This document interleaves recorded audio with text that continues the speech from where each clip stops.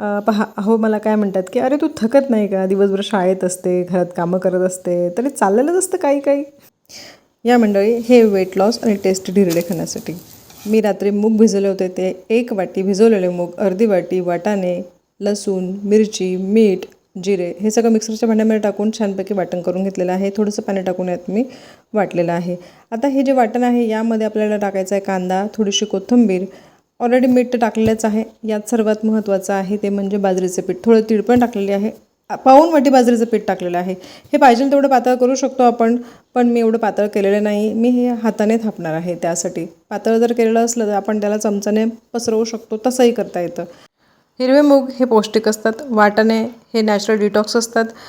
Protein आणि फायबरने भरलेला हा नाश्ता.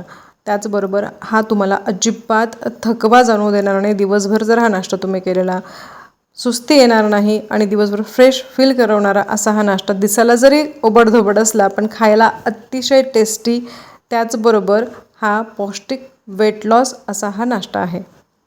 आपल्या आहारात काही चेंजेस केल्याने निश्चितच त्याचा इम्पॅक्ट आपल्या स्वतःच्या जीवनावर पडतो, म्हणजे एनर्जी लेवल वाढते आणि तेच माझं राज आहे खरं एनर्जीचं.